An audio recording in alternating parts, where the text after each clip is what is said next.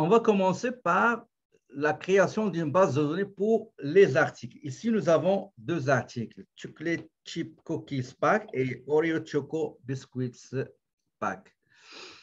On va aller pour créer une base de données pour les articles. Je vais aller au stock ici. Vous avez des tâches. OK? Vous avez stock et services, assemblés à partir des nomenclatures, assemblés à partir, etc. Ça, on ne va pas le voir. On va aller juste à la tâche stock et services et vous avez 4 options.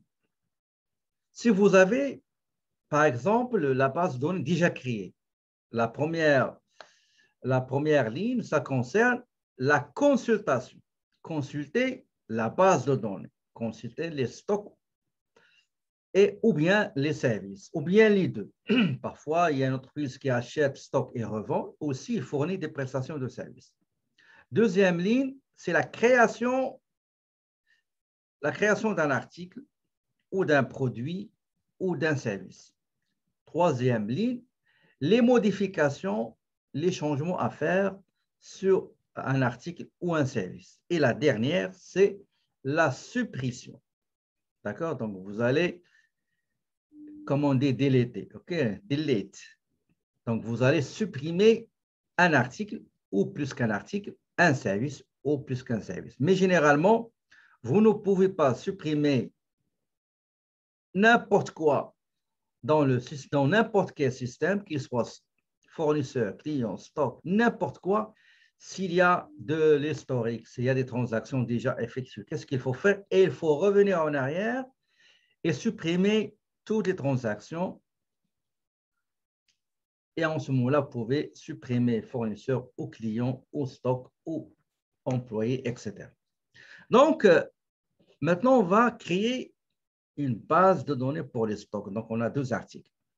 Et on va aller à ajouter des stocks et services. Dans d'autres logiciels, vous allez trouver créer.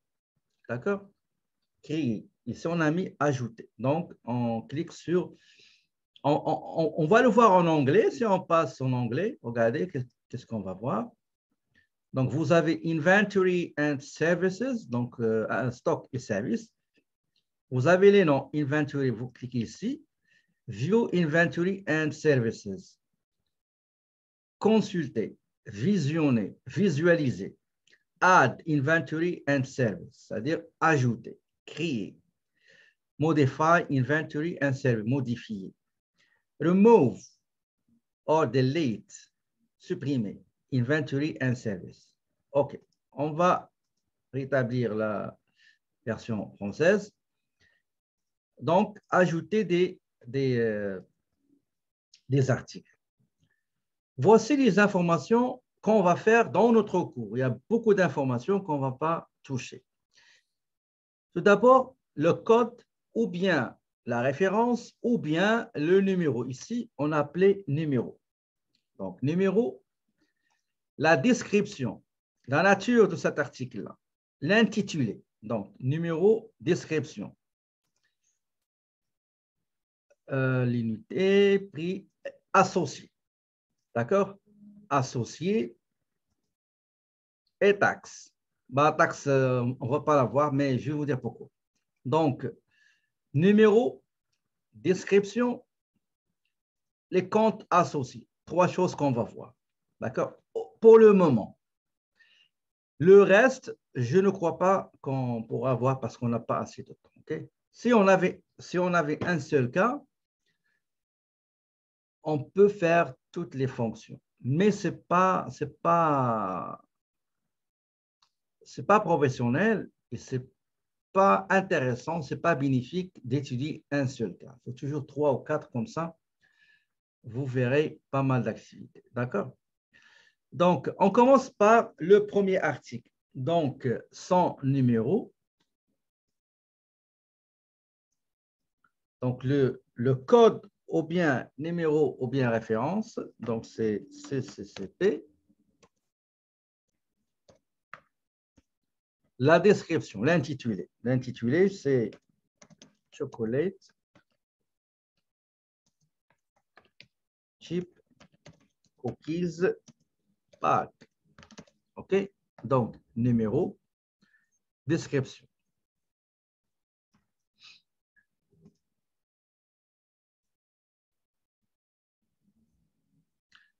Pour les quantités, si je clique sur quantité, vous savez,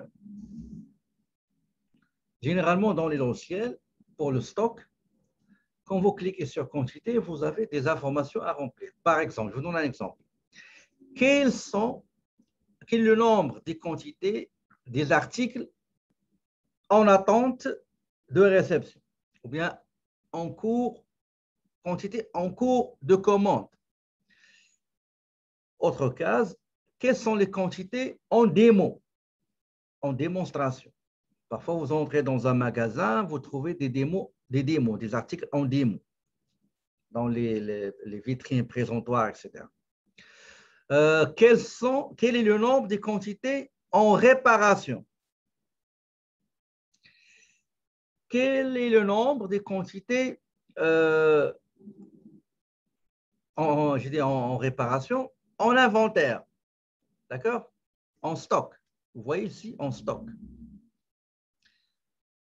Et qu'est-ce qu'il reste? Il reste 3 quantités, 3 types vraiment très importantes. Ces informations-là sont très importantes. 2 informations intéressantes. La première, quel est le nombre de quantités une fois le stock va l'atteindre? Il faut arrêter d'acheter, ce qu'on appelle quantité maximale ou bien niveau maximal. OK? Niveau maximal au maximum. Par exemple, je vais mettre, par exemple, 1000 quantités, par exemple, ordinateur. Une fois on atteint 1000, on arrête d'acheter cet ordinateur-là. Quand est-ce qu'on va acheter ces ordinateurs? Au moment où le stock atteint 10 unités. Une fois le stock atteint 10 ordinateurs, il faut déclencher le réapprovisionnement, l'achat. C'est ce qu'on appelle le stock minimal. Dans d'autres logiciels, on l'appelle point de commande ou bien stock de commande. Une fois le stock, par exemple ici, on va mettre ici, par exemple, 25. Qu'est-ce que ça veut dire? Une fois le magasinier, le responsable du stock, le gérant du stock va remarquer que le niveau s'approche de 25, il doit déclencher le processus de réapprovisionnement, alimenter le stock. D'accord? Ça, c'est la partie qui concerne quantité. Donc, si vous remplissez, par exemple, prix courant, 15 $, préférentiel, 14 $, prix web, les commandes en ligne, par exemple, vous allez mettre 13 $, préférentiel pour les actionnaires, les employés, grossistes, représentants, proximité et liquidation. Quel sera le problème que vous allez rencontrer une fois que vous déterminez ces prix-là? Donc, je vais enlever ces prix-là. Voilà. Ça, c'est concerne les prix. Maintenant, les comptes à associer. Les comptes à associer, si vous vous rappelez, lors de notre première séance, on est allé modifier quelques intitulés ou descriptions de quelques comptes. Parmi ces comptes, il y avait les comptes qui seront concernés quand vous le savez, si par exemple vous allez, pour toute charge au produit, dans le journal général, avant de passer l'écriture, vous allez vous poser la question suivante. Pour cette transaction, quels seront les comptes concernés? Quels seront les comptes comptables à utiliser? Quels seront les comptes comptables qu'on va utiliser pour comptabiliser, enregistrer et saisir cette transaction-là? On le fait manuellement. Maintenant, ce n'est pas manuellement pour le stock. Pour le stock, une fois vous allez associer cet article-là avec le stock, compte de stock, compte produit, compte charge, le logiciel, automatiquement, il va savoir quels sont les comptes concernés. Il va les utiliser automatiquement. Si vous avez saisi et associé les bons comptes, vous aurez la bonne écriture. Sinon, vous aurez une écriture erronée. D'accord? On commence par le premier compte de l'actif, parce qu'on a le stock actif, vente et CMV. On va aller stock actif et on va chercher le 15-20. Vous voyez le 15-20 ici, qu'on a modifié la dernière fois. Maintenant, on va dire au logiciel, quand on va vendre, voici le compte qu'il faut utiliser. Quand on achète, voici le CMV qu'on va utiliser. Quand on achète ou quand on vend, le compte d'actif qui sera utilisé, c'est 15-20. Ici, c'est la même chose. 40-20, CMV 50-20. D'accord? Je recommence. Je recommence. Le compte qui sera associé, le compte actif, stock actif, je vais le chercher, il est là. Donc, 15-20. Pour produit, c'est 40-20. Pour CMV relatif à cet article-là, 50-20. Je passe aux taxes. D'accord? À votre avis, qu'est-ce que ça veut dire dans cette colonne-là? Ici, vous trouvez les taxes, la TPS et la TVQ. Pour le Québec, on a deux taxes, la TPS et la TVQ. Pour les autres en province, il y en a soit la TPS, soit la TVH, taxe de vente harmonisée, c'est-à-dire combinée. Devant ces taxes-là, il y a exempt de taxes. Il y a non et non. Je vous donne 1 minute pour me répondre à la question suivante. Qu'est-ce que ça veut dire non ici? Qu'est-ce que ça signifie? Donc, si vous voyez non, par défaut, ça vient avec non, ça veut dire que cet article-là, il n'est pas exempté de taxes. Il est taxable. D'accord? Info additionnelle, si vous avez des informations à ajouter à propos de cet article-là, vous avez pas mal de lignes et que vous pouvez, si vous cochez ça, ça veut dire qu'une fois vous consultez la fiche de stock, vous allez visualiser ces informations. Historique. OK. À votre avis, qu'est-ce que ça veut dire pour vous, l'historique?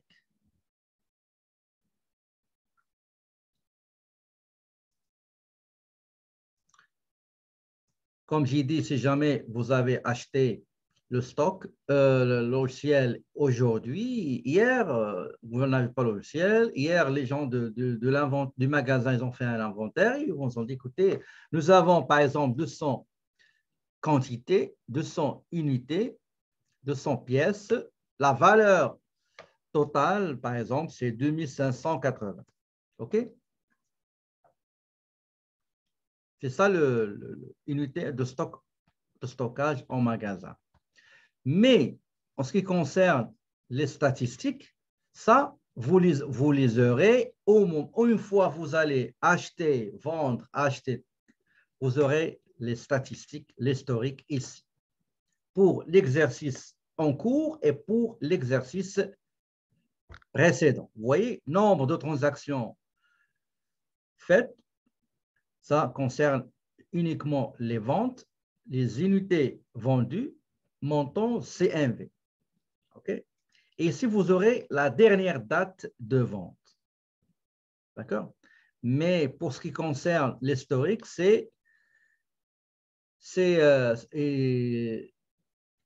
comme je ne sais pas ce que je vous l'avais déjà dit, pour les comptes aussi, c'est la même chose. OK? Pour les comptes, par exemple, on va aller à entreprise, plan comptable. On prend le compte, par exemple, Desjardins.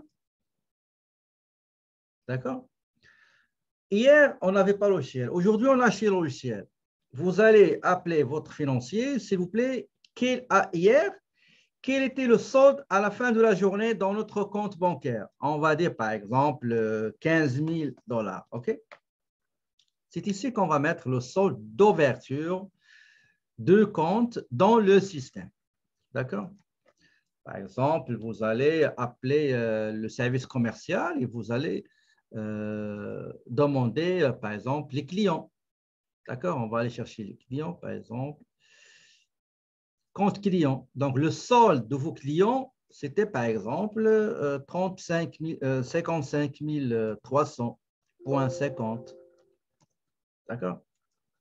C'est ce qu'on appelle les soldes d'ouverture. Les soldes d'ouverture. Je ferme ça et je retourne fichier de stock. Donc, je vais enlever ça pour ne pas fausser les données de notre étude de cas. Maintenant, il reste la dernière chose qu'on va voir pour l'article.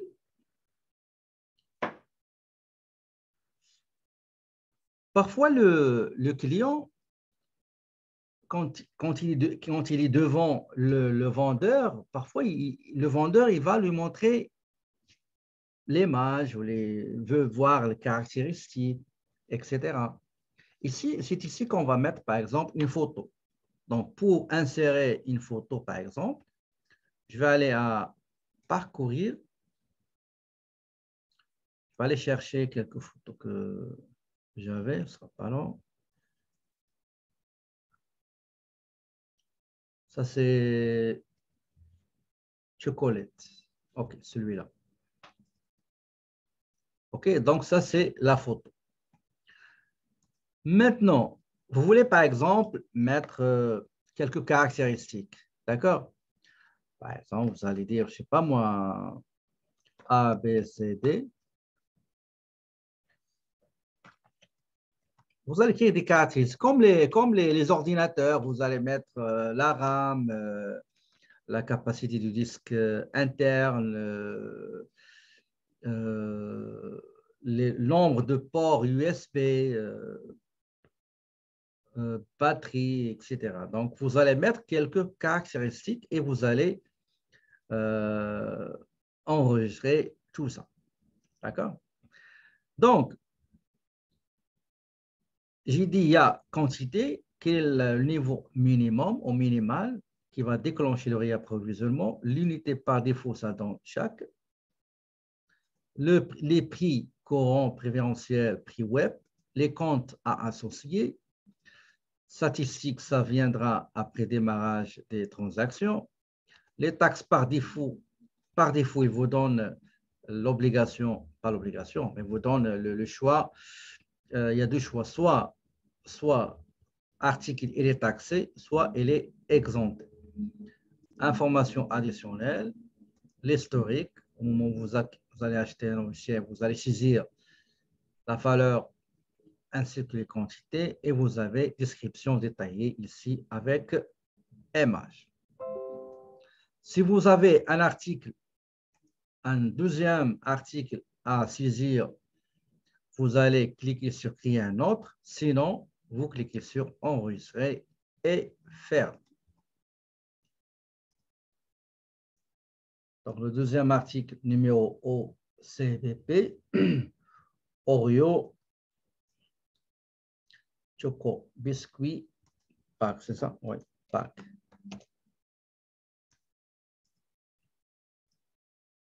Le deuxième article, on a dit, c'est OCBP, description, quantité. Dans l'examen, je ne donne pas ces quantités minimales, maximales. Non. Par contre, dans le prochain cours à combat, je le donne. Donc, on va mettre, par exemple, 25, la même chose. Unité par défaut, c'est unité. Vous pouvez mettre kilogramme, vous pouvez mettre autre chose. Prix, je saute, associé. Donc, allez-y, faites. Je ne vais pas le faire avant vous, mais je vais le faire après vous. D'accord? Donc, allez-y, associez les trois comptes avec les articles. Pour ce qui est écart, je ne vais pas en parler, l'écart ce qu'on appelle variation de stock. Vous pouvez, si vous avez créé des comptes ou modifié des comptes, vous pouvez les associer, OK? Mais ce qui m'intéresse, moi, c'est juste les trois premiers. Allez-y, je vais vous attendre. Si vous terminez, faites-moi signe et je vais le faire après vous. Donc, le compte à associer, donc tout à l'heure, on a mis 50-20, donc on va mettre 50-30, pardon, 15-30, c'est ça? Oui, 15-30, 40-30 et 50-30.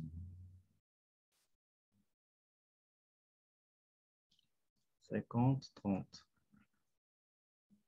Ah, excusez-moi, qu'est-ce que j'ai mis?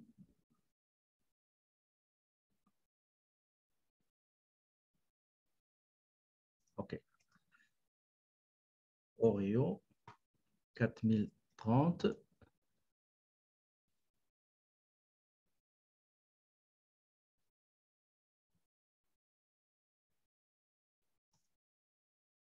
OK.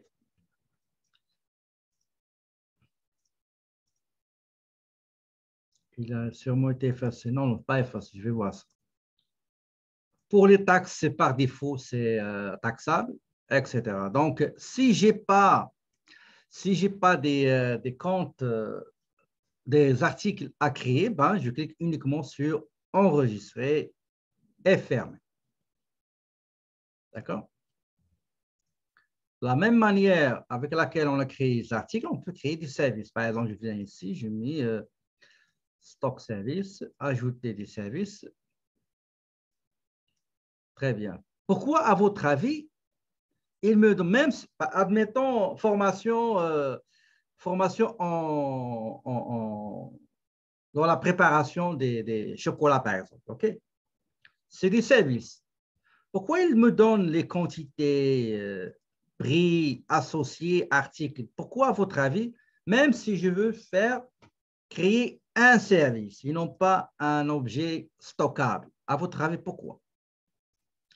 Ici, vous avez type, nature de ce que vous allez créer. Est-ce qu'il s'agit d'un élément que vous allez acheter, stocker et revendre, ou bien acheter, transformer, stocker, vendre, ou bien il s'agit d'un service. OK? Si vous sélectionnez service, vous n'aurez rien de ce que je viens de vous demander de me décrire. OK? Donc, vous avez l'unité. L'unité, par exemple, à votre avis, donnez-moi un exemple d'unité de mesure pour un service.